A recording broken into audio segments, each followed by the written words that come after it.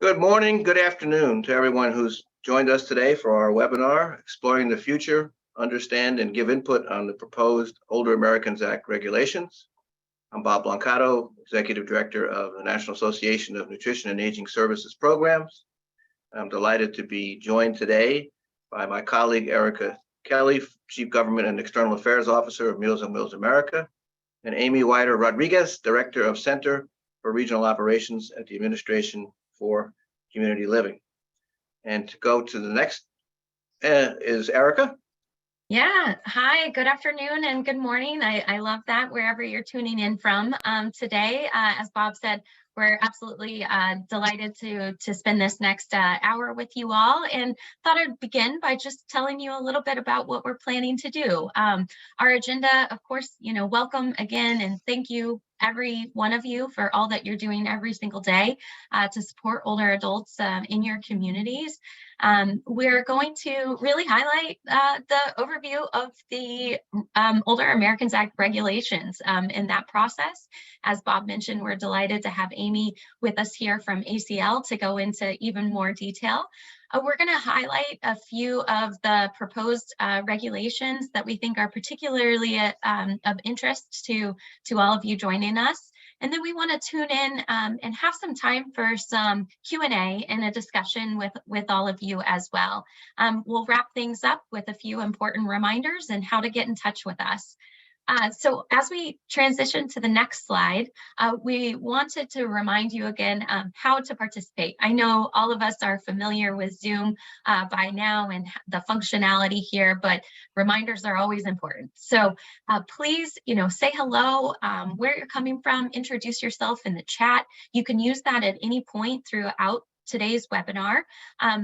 Feel free to add, commentary there, or to agree or disagree with what you may be hearing. And then you can also use the Q&A pod to submit questions directly to us.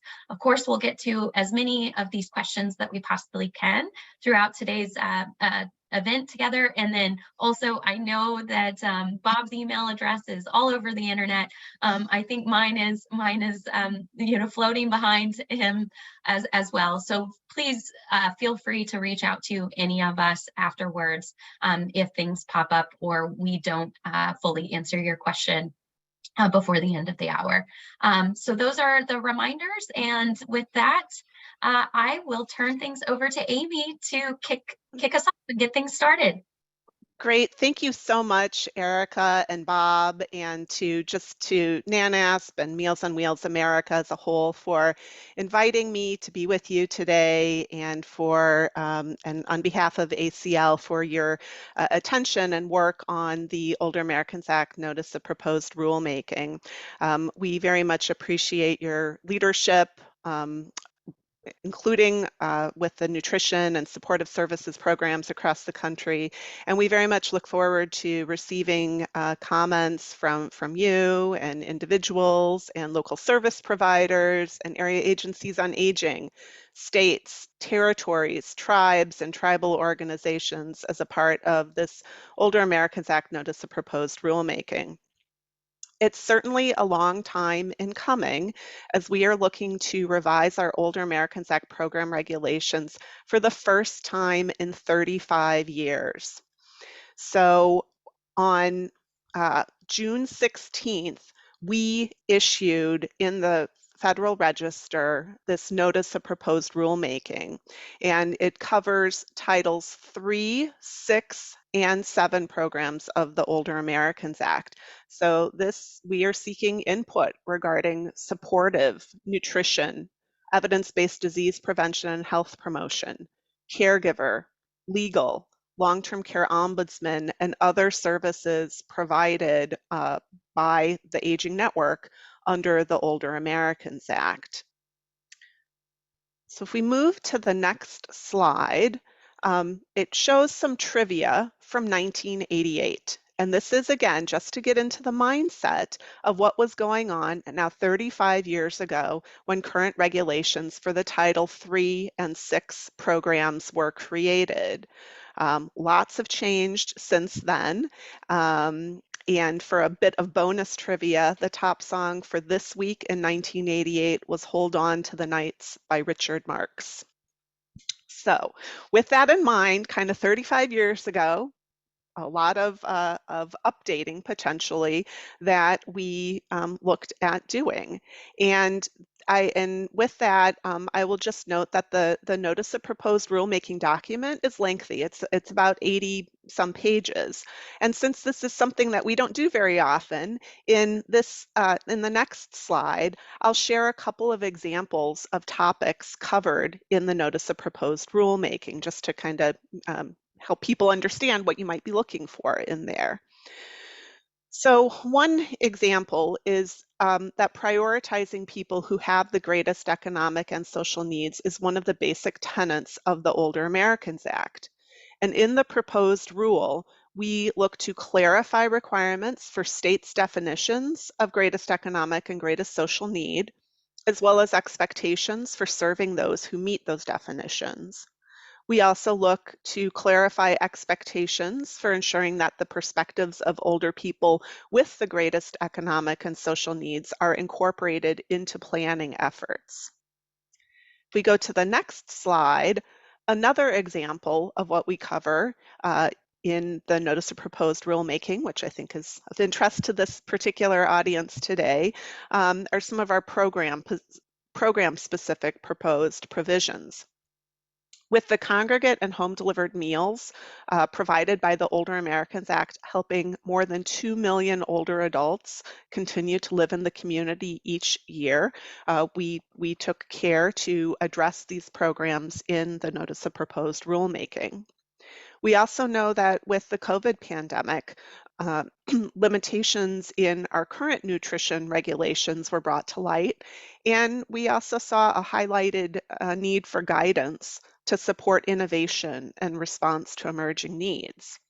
So with that, ACL is proposing provisions that would update the nutrition rules, would clarify requirements for transfers of funds between programs, and allow for a limited number of carry-out and similar meals to be provided through the congregate meals program in some circumstances. So with that taste of what you might be looking for in the Notice of Proposed Rulemaking, or NPRM, we can go to the next slide, and I'll share some additional resources that ACL put together to help in your review and comments on the NPRM. So first, there's the link there to what is posted in the Federal Register. Second, we also have a web page on acl.gov/OAA rule site where we have a number of items, including 2 fact sheets. One is briefer and more high level. Another is a couple more pages, but it provides an overview of some of the areas of focus and key provisions of the proposed rule, like we just discussed in those couple of slides prior. We also have links to an HHS press release, an ACL update that went out, and we even have a social media graphic that people can use in encouraging others to review the NPRM and provide written comments. We also posted the slides from a stakeholder webinar that we held on June 22nd, which provides additional detail and really walks through the other parts of the NPRM. So I really encourage you to check out those resources if you haven't, and we very much encourage everybody to be reviewing the NPRM and looking at what comments you might want to make. If we go to the next slide, we have a tribal briefing that we provided also on June 22nd, and we will be holding a formal tribal consultation and listening session on August 9th. And more information on that is on ACL's Older Indians website. So finally, getting to the request for comments slide, we again really look forward to receiving your comments. So part of this whole process is that we issue what we are proposing so that the public can review it. And certainly we encourage, if there are things you like in there, let us know that. If there are things that you don't like in there, let us know that.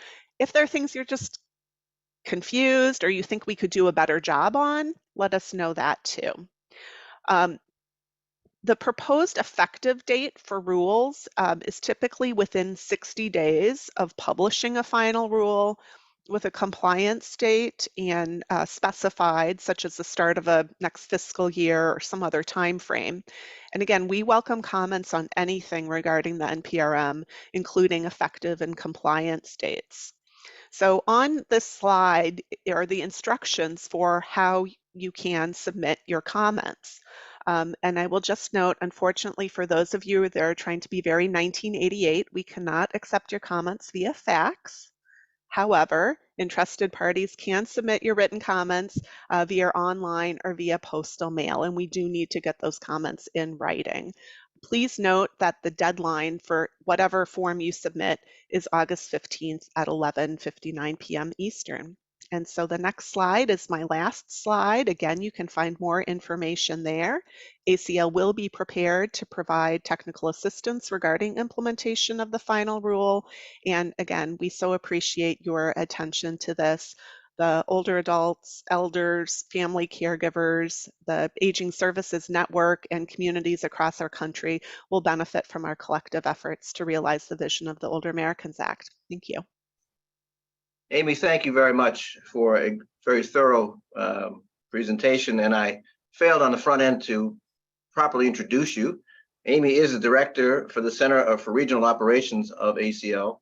She leads the team of ACL's 10 regional administrators, and I know folks on this call are from all these different regions, so you may get even your own set of comments and calls from folks. And I also want to commend the materials that ACL has put out in conjunction with the release of the proposed regs. They have been helpful. They've been useful, and that's not always the case in government, as we know. And so just to reiterate, the release of these draft regulations, is an important milestone for the history of the Older Americans Act. Not only the first one since 1988, but technically the first ones issued by the Administration for Community Living, because ACL didn't exist back in 1988. So that's another milestone of sorts. But if you look at them, and we go deeper into this, we will, these proposed regulations do more than implement the 2020 Older Americans Act reauthorization. Their goal is to modernize the Older Americans Act in light of major developments that have occurred since 2020, but that were not envisioned in 2020. Two in particular that have affected everybody. One is the pandemic, and the other is emergency preparedness. Okay? And each of them are reflected in these proposed regs as being reflective of issues that have occurred since the time of the 2020 reauthorization. And these are some of the terms that you'll see a lot of in the proposed regs, and we'll touch on a number of them in our upcoming slides. So if we go to the next slide, our primary focus, of course, is the nutrition program as our two associations, which is the largest Older Americans Act program. And we're going to cover topics such as the flexibilities, the funding transfers, language changes, cost sharing, and voluntary contributions, and other proposed changes. So next slide. Now, on meal flexibilities, I'm taking the language directly from ACL, and I think it's worth reading because it's important. Based on experiences during the COVID pandemic and numerous requests for flexibility in the provision of meals, and all of us on this webinar can attest to the numerous requests that have come out, ACL is proposing that meals provided under Title 3C1, the congregate section of the Act, may be used for shelf-stable, pickup, carry-out, drive-through, or similar meals if they are done to complement the congregate meal program and comply with certain requirements. Okay, I fully expect that will generate some comments from those on this webinar. And the next slide talks about another issue with meal flexibilities. And we note with support that the new flexibilities provided to C1 and C2 with the types of meals that they can provide. These proposed regulations clarify that home delivered meals can be provided through home delivery, pickup, carryout, or drive-through methods. Okay, that the proposed regulations allow for grab-and-go meals where a participant would be able to collect their meal from a congregate site and return to the community offsite to enjoy it. Okay, this I know for sure. I've heard a lot about that comment, and having it in these proposed regs is important in my judgment. And then the proposed regulations provide a reinforcing language that funds under Title III, C1 and C2 can be used for nutrition education, nutrition counseling, and other nutrition services. Next slide. We also note with support that the eligibility for home delivered meals should not be limited to those who are strictly considered homebound, and eligibility criteria may consider multiple factors. Again, this to some extent is an outgrowth of the reality of the pandemic, and when people had to shelter in place for a period of time. They may not have been homebound at that point, but they were forced to be for a period of time. We also support the language around greatest social need, adding that it should include in the definition consideration of other non-economic factors, like being LGBTQ and that contribute to cultural, social, or geographic isolation. We need to be having this greater social need address the realities of today in our aging population and those that are being served by the Older Americans Act. And then finally, in the Nutrition Services Incentive Program, the proposed regulations maintain that states have the option to receive NSIP allocation grants as cash or commodities or a combination of both, which has been in the law for a while. But it adds that NSIP funds can only be used to purchase domestically produced foods used in meals, and that NSIP cash must be prominently and equitably dispersed. And now I will turn the program back over to my colleague, Erica, for the next portion. Thanks, Bob, and thanks again to Amy and highlighting some of these key provisions within the regulations. I think I want to highlight a couple of other items that are related to funding, and we hear over and over again, and I know that ACL certainly did through many of their stakeholder convenings and listening sessions, as well as through the request for information process that was held last year. That there have been a lot of comments related to transfer of funding, specifically within Title III of the Older Americans Act. We heard as joint organizations, NANASP and Meals on Wheels America, and continue to hear from our membership, of course, about how important and valuable that waiver that was allowed during the pandemic and under the public health emergency, that there was the ability for 100% transfer authority between nutrition funds. What ACL notes within this notice of proposed rulemaking is that they are not allowed to continue 100% transfer authority. That's actually something that's going to have to be addressed during the reauthorization process, because the statute of the Older Americans Act only allows for up to 30% of funding to be transferred between Title III B, supportive services, and Title III C, nutrition services, and up to 40% between congregate and home delivered meals. So what we wanted to note and call out within this notice of proposed rulemaking is that there actually is additional language around policies and procedures, and really calling attention to area agencies on aging and state units on aging to be able to clarify what they are making those transfers for and what's the rationale behind them. So that's something that we worked together on during the reauthorization process and wanted to call out special attention to in this rule, and will continue to include that in our formal comments and submission as well. So on to the next slide. Wanted to talk about another area around funding and impacts how you organize your daily operations and your budgets is around cost sharing and voluntary contributions.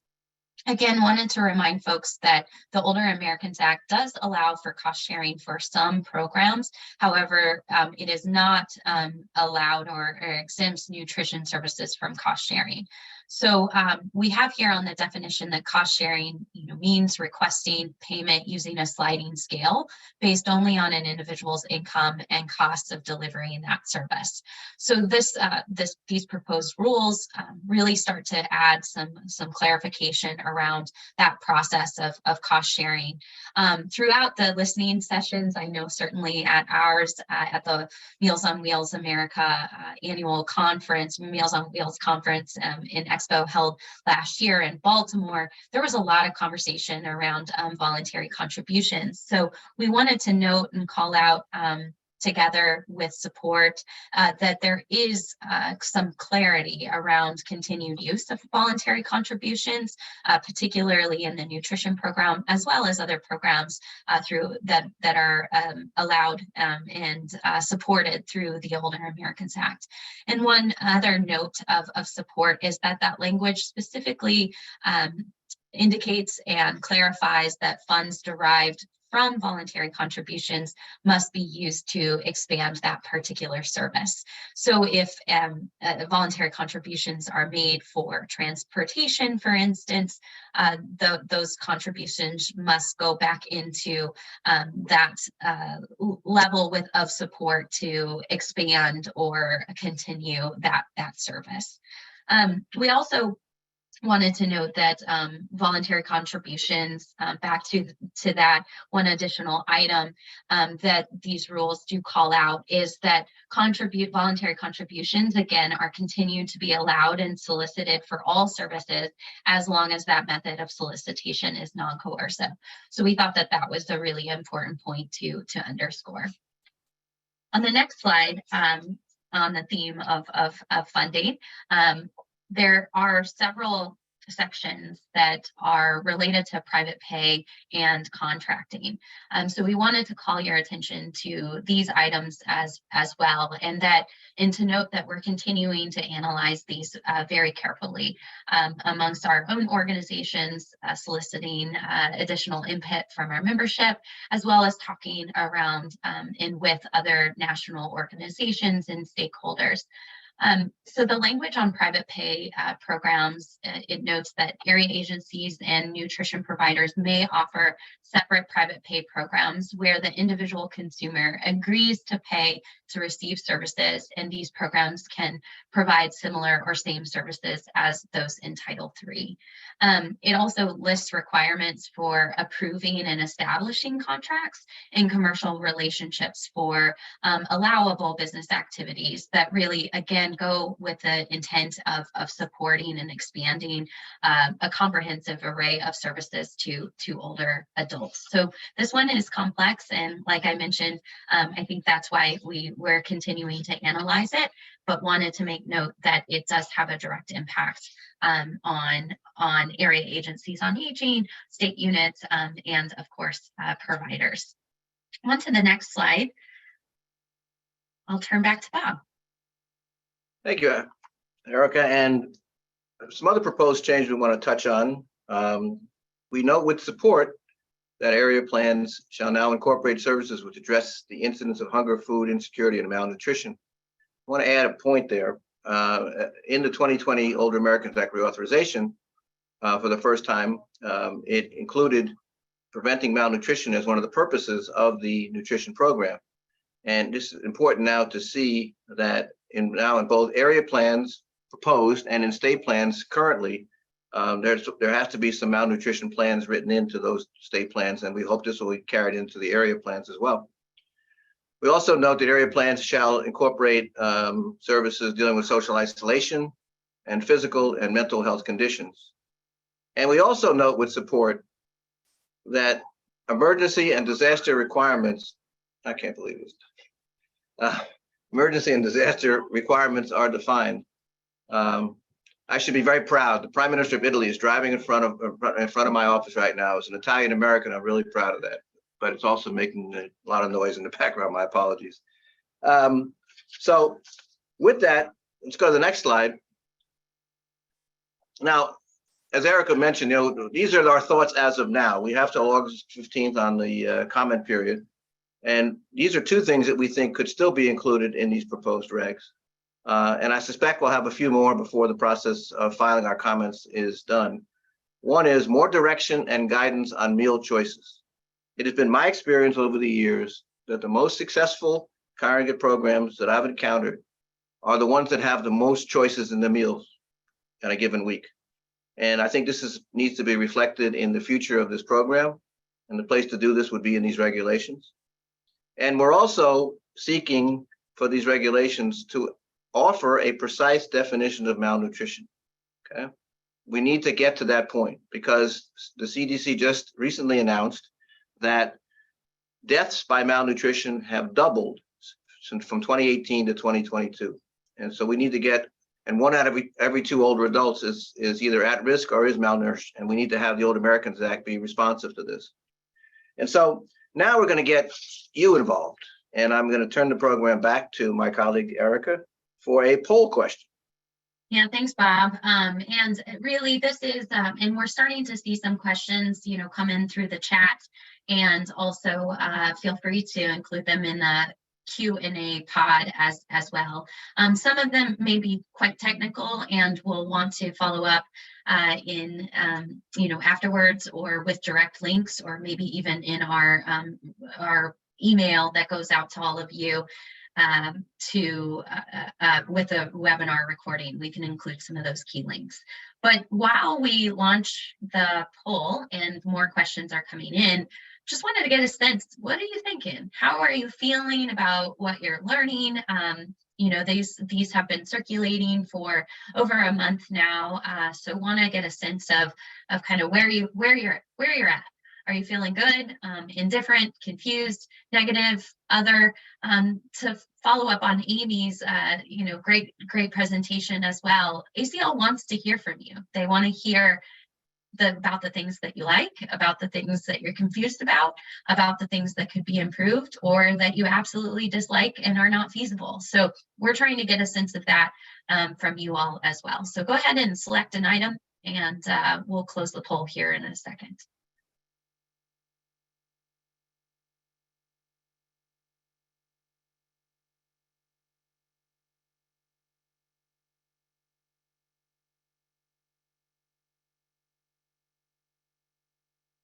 All right, I'm not seeing results come up yet, so maybe we're leaving that open to get a few more.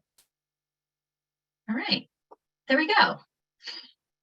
Okay, about 64% of folks are feeling good, 15% indifferent, about 19% confused, and have a few, just one other. So no negative. I think that's where we're in, we can relate. Bob, you have any thoughts on those results?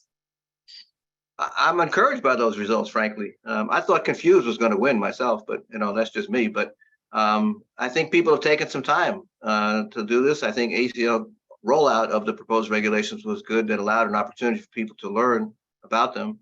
And I think people are going to respond favorably to having the modernization process take place through these regs in the Old Americans Act. So I'm encouraged by this response. Yeah, I totally agree with you, Bob. And again, I think ACL deserves our applause and to be commended, and especially Amy, and again, for joining us and to attend so many of our events and to be here today as well. I too have been really impressed. And I think when there are aspects of the rules that's, I think, Bob, you and I, when we're reading it, we can see much of the language that we have shared, the topics that were covered from our own membership. I really can see the stakeholder input reflected throughout the 89 some odd pages or 80 plus pages that are there. So thanks everyone for your comments, and for those who are confused, I think we can relate in that regard too, which is why we're really taking our time. It will be up to the hour, at least, from Meals on Wheels America, continuing to re-review, reread, reanalyze, to make sure that we're getting this right for the network. And I know that's our goal. We share that with Bob, and we share that with ACL and with all of you. So Bob, you were going to say something? Yeah, one more. Yeah, I was just also going to point out that I think these proposed regs do reflect the some of the responses that people did to the RFI that went out in advance of the release of the proposed regs. I think people took time and responded to the request for information, and some of the things that were proposed in there and found their way into these proposed regs, which I think is good. So that's a good process to utilize, doing an RFI followed by proposed, because that gives you 2 public comment opportunities. And I always think that's good. The more opportunity there is for public comment, the better.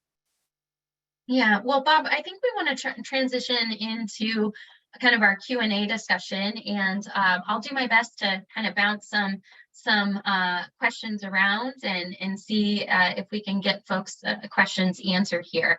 But I think in general, we want to, again, hear your reactions, both through the comments as well as the question and answer pod. You know, and I think we can keep these broad as well. And the regulations or the proposed regulations may not be able to address all of those things, as we noted in our presentation.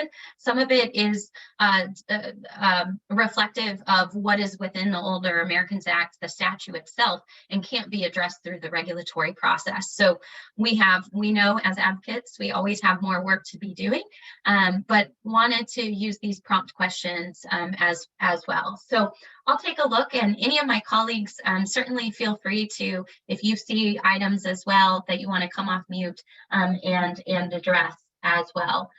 There's one question in the pod here, the Q&A pod, that says, could you hone in and address the actual meal flexibilities? Does this mean that 1/3 of the dietary reference intake rule could change? Could we offer a more diverse menu? Bob or Amy, would you like to kick off with one of those? Let me defer to Amy. Let's have Amy go first on that one, if we could. Sure. Yeah. I can say that there are certain requirements, and DRI and DGAs are in the Act, so in the law, in the statute. If there are places where those things are addressed in the rule, we certainly are open to feedback and comment on that. But I can say that there are certain requirements that are in the law.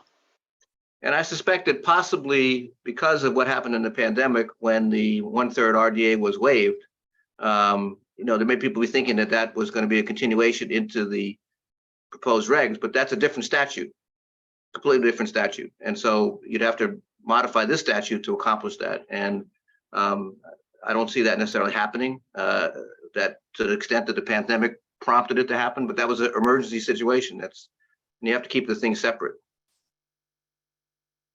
Thanks, Bob and Amy.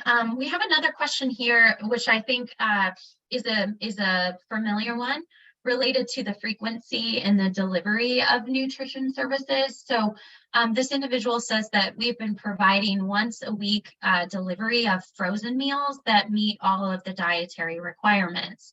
So will this still be allowed as it's weekly and not daily? So I do know that there are a number of, you know, states have can weigh in on this, as well as area agencies and aging in terms of the state plan, as well as waiver authority. So maybe Amy or Bob too, you all could add to the frequency of delivery of frozen meals.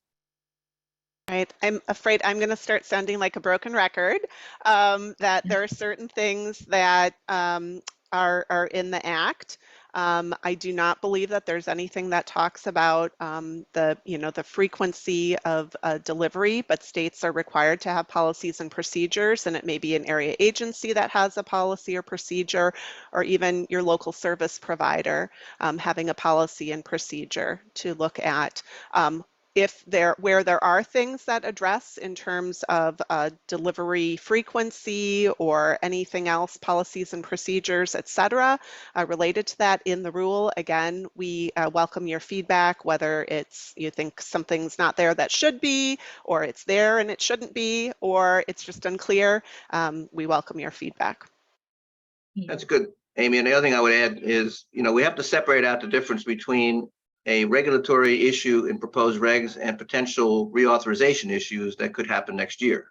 And some of them, you know, some of these issues that may come up in these Q&As and comments, you know, are going to be things that may well be better addressed or more accurately addressed in a reauthorization. But let's assume for the moment that, where there's opportunity to comment and guide the direction of the regulations, by all means do so. Yeah, and I think I can add to that too, just reinforcing the importance of and the purposes of the Older Americans Act nutrition program that all of us have worked on together, and I think really hold up as what makes this program so unique in that it is specifically designed to meet both the nutritional and social needs of older adults 60 years of age and older.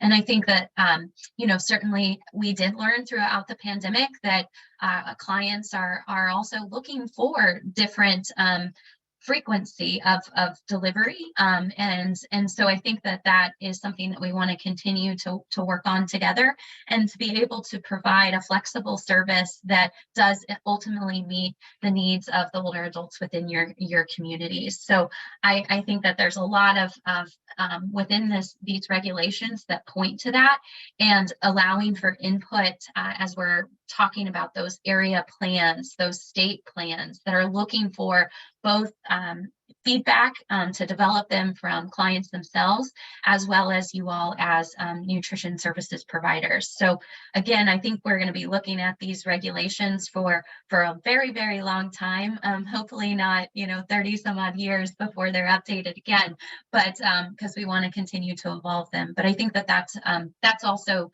important as providers, and being able to again meet both that socialization component, as well as the nutritional requirements through that are intended to meet the needs of older adults through the dietary guidelines for older Americans or for Americans, and the dietary reference intake. I know that we are continuing to get other questions, and also a lot of great comments in the webinar chat too. So let me see here. And again, if either of you see one as well, in the discussion around grab and go meals at congregate sites, would those grab and go meals be considered C1 or C2? So in the discussion, let me repeat that again, because this is a question, and I think someone was asking about senior centers. So if senior centers are providing grab and go meals, would they still be considered a senior center? So maybe we can just kind of divide up, generally speaking, about grab and go meals, how they're paid for, where should they be allocated, what does this rule address to those issues? So I can go first, and and I can just say, and again, it's not that I don't want to answer certain questions, but that I can't. We have certain requirements related to this whole process, and so I will answer what I can and maybe give some tips. So one of the things I would encourage people to do is that if you are interested in these topics, again, it's a long document, but encourage you to download like a PDF version and do a word search, so that you can see where in the proposed rule the terms or topics are that you're interested in, and then give us your feedback. If something is unclear, if you'd like it to be a way that it isn't, if you could make it better, if you have better language to include. And so that would be my response for this particular question in terms of impacts on different types of provider organizations, how funds can be used, what services count where, all of that. Encourage you to give us your comments and feedback on.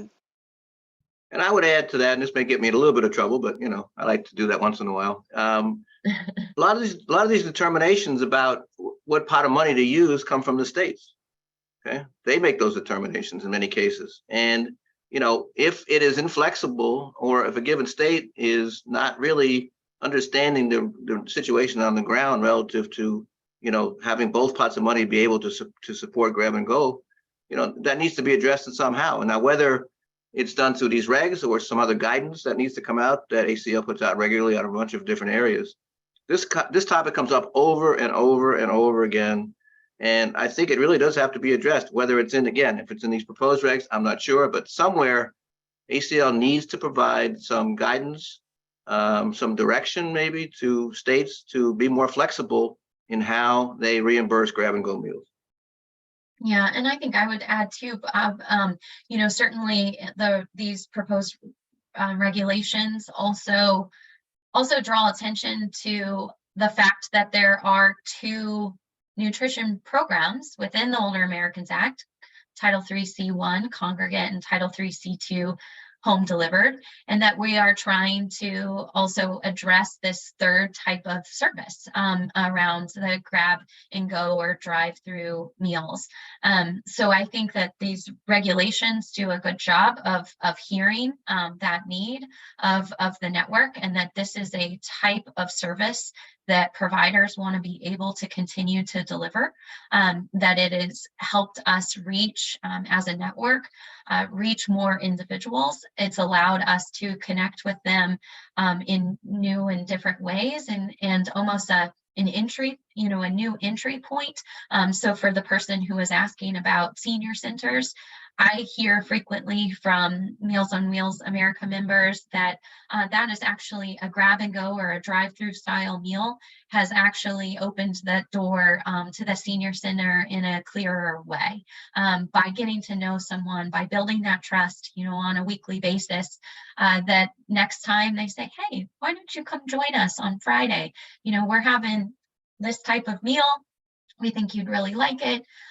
We can begin that socialization and introduction into other types of services and programming that's available, just as one example. So I think as we're looking towards Older Americans Act reauthorization, this is going to be a topic that our two organizations certainly will be working together on to address, and how we do that in a way that maintains the integrity of the Act, the purposes of the nutrition program, and that we are in fact meeting both the nutritional, we're reducing food insecurity, hunger, malnutrition, and we're promoting socialization and enabling and improving health all along the way.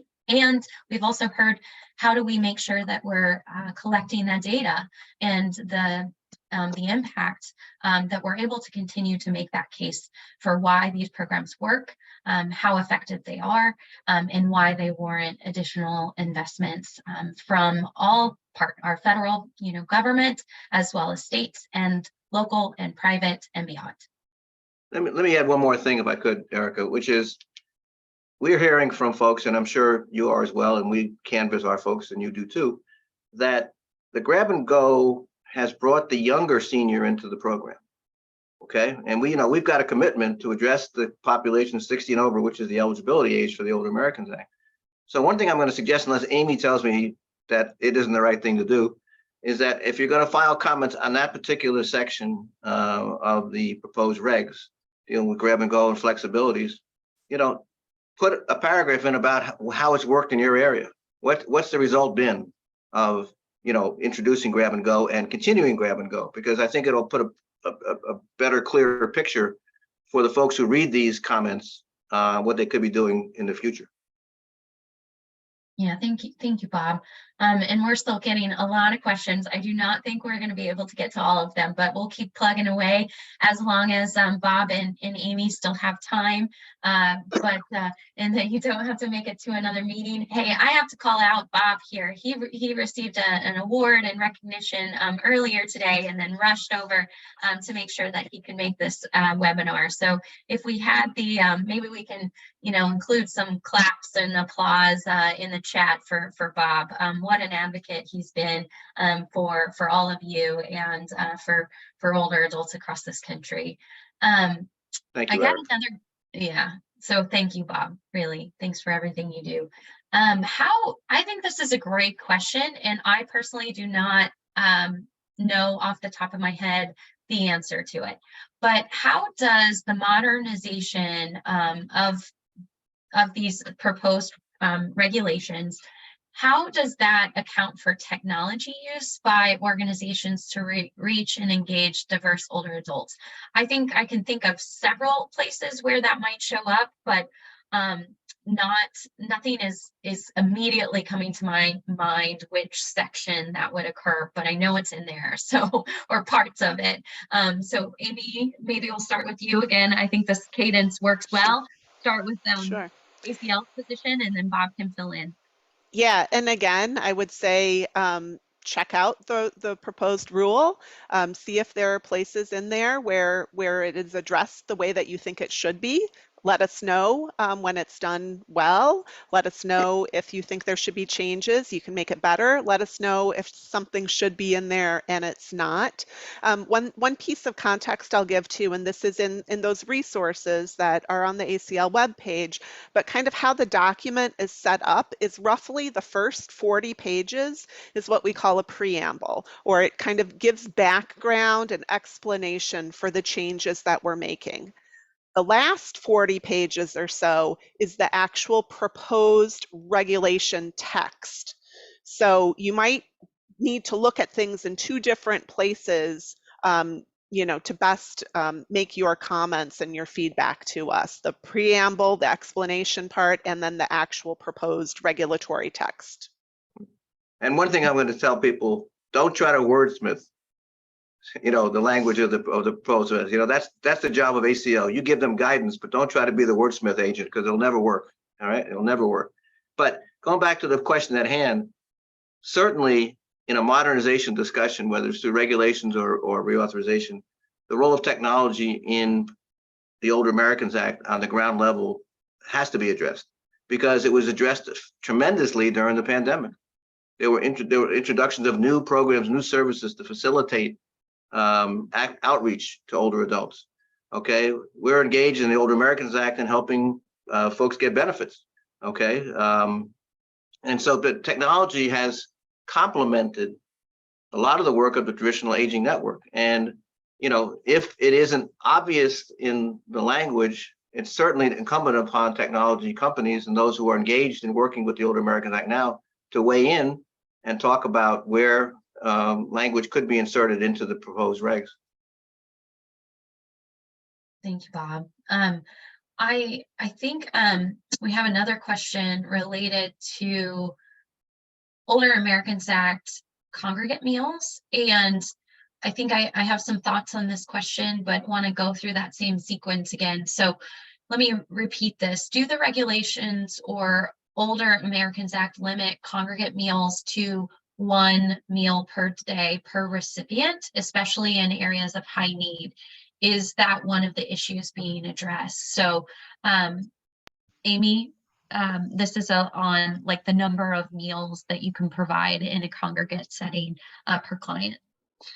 So in the Older Americans Act law, so not the regulation, not the NPRM, in the law, there is no limit to that. That is something that would be up to, the state, the AAA, the local service provider policy, availability of funding, et cetera.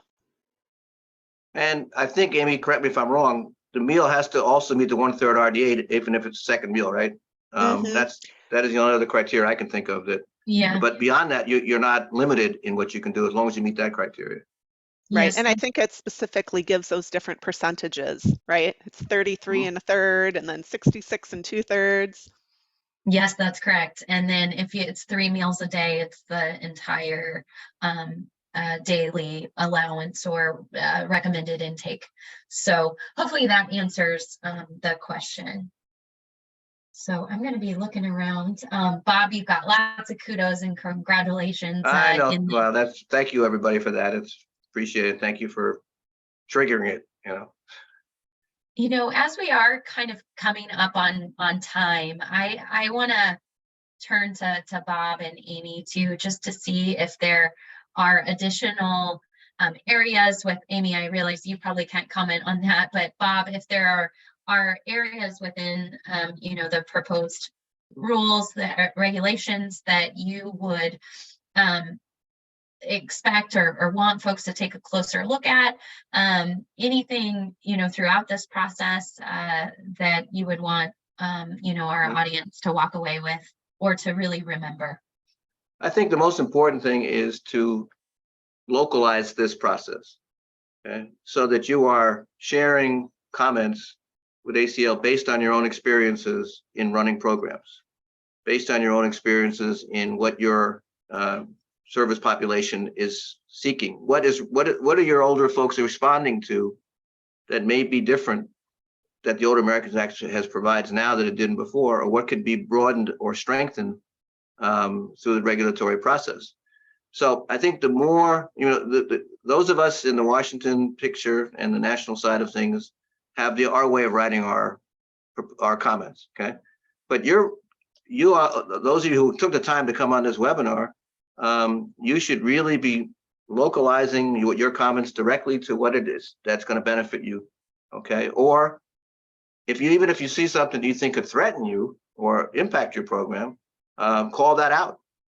I get the distinct impression that ACL is just as interested in those people who find issues and concerns in these regs as they are about praising them, which is the way you should do business. Because there's nothing perfect about this process. And so, when there's a need to make changes, this is a unique opportunity. And many of us are very glad, because sometimes you can do 45-day comment periods instead of 60-day comment periods. This extra 15 days is going to make a huge difference for getting more people involved. So take the opportunity, look at it from the lens of your own programs and your own older adults, and see where that takes us. Yeah, I absolutely agree. And really at ACL, we took a lot of time and effort to do this, but these are not, our regulations, they are our regulations, the whole across the country, the network, the providers, the individuals that we serve, and the communities as a whole that benefit from having good Older Americans Act programs that really, again, support the mission of the Older Americans Act. So again, welcome your comments, whatever they are, and really just appreciate everyone for being at this webinar. And again, thank you so much to Meals on Wheels America and NANASP for inviting us and for doing this. And I think if you go to the next slide, that'll answer one of the person's questions about how to be in contact with us. Erica. Bob, I just had one more comment before we, please. And wanted to do one more, I'm not trying, I'm always glad to end a little bit early if I know folks are always going from one thing to the next, and it's always helpful to have a little bit of time to grab a glass of water or run to the restroom. But before we do wrap up, I know, Bob, you were saying on the 45 days, Amy, I think one of the comments that I might have is it would have been great to have 90 days, 30 days to review, 30 days to collaborate, 30 days to really formalize our comments. But Bob always, he always works faster than I do sometimes anyway. So maybe it was a good length of time. So let me just check one more time to make sure, that we've answered the questions that I am seeing here. Do we have time for one more? Okay. Yeah, I think this was up just so people could have it to jot down as we go through this. So go as far as you want. Yeah, we got time. That's great. Yeah, this is very important reminders, links here, and maybe our team can add some of those into the chat as well, so they're live links. But certainly there's lots of ways to access this information. There's a question here on the Nutrition Services Incentive Program. Any chance of broadening the Nutrition Services Incentive Program spending to include agriculture products from Canada and Mexico? So I think that there's a call out specifically for utilizing those that cash in the states that elect to utilize Nutrition Services Incentive dollars in the form of cash, or elect that foods be purchased domestically. So Amy, I'll start with you. Again, I will speak just to the Act. So not the NPRM, but to the Act. I believe there is a requirement that NSIP be used for domestically produced foods. Somebody can I can look that up and see if I can double check that. Yeah, I remember. Yeah, hopefully we answered that question. So I suspect this rule, if this is or the proposal in which you're soliciting comments, if this is something in which, again, it's not finalized yet. So if this is a topic that's of interest to you in particular, or others on this call today, that comment and that view can be provided to ACL, and that will be taken into consideration before a proposed effective date. Right. And I think, Amy, what we put on one of the earlier slides was that it says that NSIP funds can only be used to purchase domestically produced foods used in meals, as Erica said. You know, I think perhaps the rationale behind that could be talked about, if you know that, Amy. But otherwise, you know, we can certainly, I mean, if people are concerned about that or think that that's too limiting, obviously put that in the comments. But there must have been a rationale for doing it, or may have come from somebody responding to the RFI. So I'll be curious to know how that played itself out. Yes, and absolutely, again, if there's something if it's unclear, if you don't like it, if you like it, all of those are things that we welcome your comment on. All right, well, I think we have time for one more question. And this one is related to recommendations or guidelines for more in-depth nutrition assessments. So that's kind of related to that definition of malnutrition. So let's kind of take that as a broad question. Does this process address or provide guidelines for nutrition assessments specifically? Amy, you want to try that one too? Yeah, again, I'm sorry. Press play on what I've said before. Encourage you to look in the NPRM if there are topics there that are addressing what you would like to see, or if it's not there and you'd like it to be addressed, you can submit those comments to us. And it does say, in the earlier slide we used, that the proposed regs provide reinforcing language that funds under C1 and C2 can be used for nutrition education, counseling, and other nutrition services. Now, to me, I see services as connected to the education, counseling, and assessment. Okay, and maybe somebody should just put the word assessment in their comment, like we might do in our comment, so that point is clarified, because you've got to assess if somebody is malnourished, okay, or food insecure. There's an element that goes into that. Yeah. So I think we should look at that more carefully. Yeah, happy to do that as well. I think it's an important question, and my hunch is that, again, a lot of this would be on if you're required, to use a certain assessment tool, or you have recommendations on what types of questions should be asked in that assessment process to determine who's eligible, who's not, beyond what is included in the statute, that this is an opportunity also within the state plans, the area plans, those kinds of conversations, how it's related to greatest social need. That could be an area in which it's touched on as well. But I think specific assessments and nutrition assessments would not be dictated or determined, all of those details at the federal level, at least not currently to my knowledge. Okay. Hopefully I didn't say anything incorrectly. I'll come back and re-listen to this, make sure, and I'll do an edit to the record here. But I think I just want to close out, and I'll turn over to Bob to do the final word. But really, just thank you all. Thanks for what you do, and Bob, I'll let you close us out. Thanks, Erica, and thank you too, and MOA for the great coordination work that went into putting this webinar together. Thank you to Kat, and thank you to Laura on the NANASP side, and Kat on your side. And of course, Amy, thank you. You were very helpful to getting people to understand the process from your perspective. I think clearly the fact that over 100 people joined this webinar could lead you to having inundated number of comments that you're going to didn't have before, maybe. But at the same time, that's what you were looking for. I think, you put those out, and, there are agencies that put out proposed rules and hide behind them. And they don't even, you have to find them. Okay. You guys put them right out. The same day you published it in the Federal Register, you had notices out with explanations that, that's transparency in government, which I think is very important.